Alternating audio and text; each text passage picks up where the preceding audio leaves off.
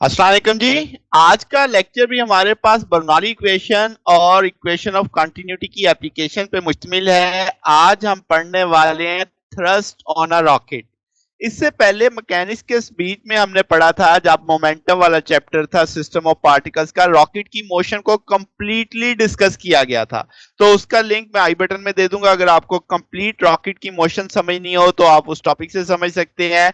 आज का टॉपिक सिर्फ और सिर्फ बर्नौली इक्वेशन और इक्वेशन ऑफ कंटिन्यूटी के कंट्रीब्यूशन से है कि भाई रॉकेट में इनका क्या किरदार होता है।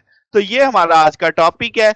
अब हम जहाँ सब जानते हैं कि रॉकेट पे जब फ्यूल जलता है तो एक थ्रस्ट लगता है, एक्शन और रिएक्शन का आता है कि जब वो गैसेस बड़ी तेजी से निकलती हैं तो आपके पास एक एक्शन होता है, रिएक्शन के नतीजे में रॉकेट पे एक झटका दर थ्रस्ट लगता है जिससे रॉकेट ऊपर की जानिब क्या करता है, मूव करता है। तो बुनियादी तौर पे F is equal to rate of change of momentum वाला कंसेप्ट आ जाता है।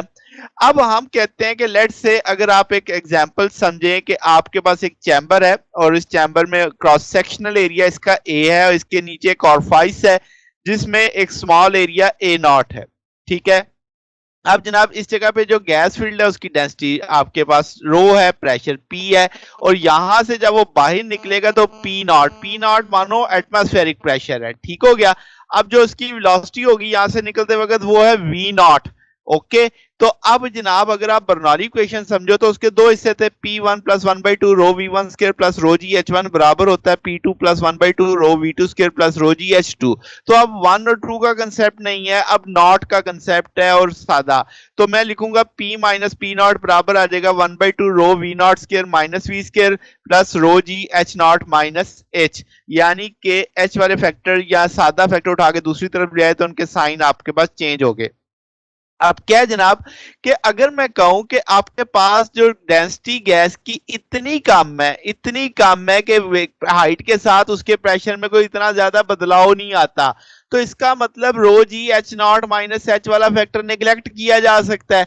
तो बकिया क्या रह गया, क्योंकि उसमें इतनी बदलाव आएगा ही नहीं, हाइट ज्यादा होगी। जैसे जैसे आपको पता है कि आप बहुत ज्यादा हाइट डिफरेंस क्रिएट करते हो तब प्रेशर में बदलाव आता है। तो मामूली से हाइट डिफरेंस पे इतना ज्यादा बदलाव नहीं आएगा, तो इस फैक्टर को मैं निगलेक्ट कर दूंगा।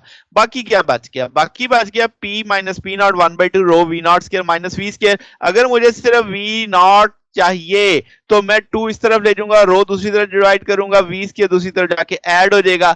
अब हम जानते हैं कि आइडियली जो होती है हकीकत में तो गैस कंप्रेसिबल होती है और उसका फ्लो ट्रिपलेंट भी हो सकता है।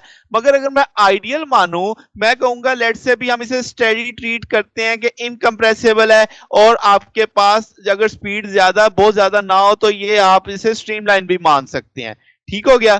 तो स्टेडी फ्लो भी मान सकते हैं यानी। तो अब आपके पास इक्वेशन ऑफ कंटिन्यूटी क्या कहती है, आप जानते हो ए वन वी वन बराबर होता है किसके, ए टू वी टू के। तो मगर मेरी सूरत हाल के मुताबिक ए वी बराबर है ए नॉट वी नॉट के। तो जहां से वो स्केप हो रहा है वो नॉट वाले फैक्टर है, अंदर जो है वो सादा वाले फैक्टर है। तो अब आप यहां से फिक देख के कह सकते हो कि ए बहुत बड़ा है किससे, ए नॉट से, तो इसका मतलब वी बेहद छोटा होगा वी नॉट से।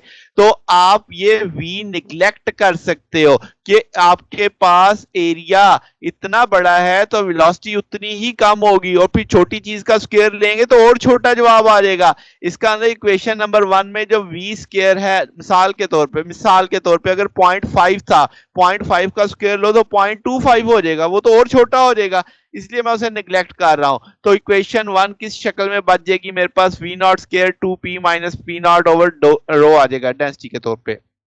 और हम जानते हैं कि डेंसिटी हमने क्या मानी, कांस्टेंट मानी है। अब जनाब आपके पास रॉकेट में तो लगता है thrust, F is equal to M A वाला कंसेप्ट आ जाता है। तो एम ए फॉर एक्सेलरेशन, तो acceleration rate of change of velocity होता है। तो अगर मैं इस वेलोसिटी को वी नॉट कह रहा हूं तो आप लिख सकते हो D M over D T, यानी डी टी जो नीचे था उठा के इधर कर दिया है। अब आपने इक्वेशन ऑफ कंटिन्यूटी में flow rate of flow of mass पढ़ा था, फ्लो रेट पढ़ा था ना, उसमें वॉल्यूम की कीमत डाली थी तो वो डेंसिटी की सूरत में तो आप rho A naught V naught लिख सकते हैं। तो इसका मतलब ये D M over D T की वैल्यू यहां पे लगाई जा सकती है। तो जनाब अब जब आप डीएम ओवर डी टी की वैल्यू लगाओगे वी नॉट दो दफा आ जाएगा तो रो A naught V naught square आ जाएगा। ये इक्वेशन नंबर 2 बन गई। अब आप यहां से ये जो वी नॉट स्केयर की वैल्यू है क्या इक्वेशन 3 में लगा सकते हैं।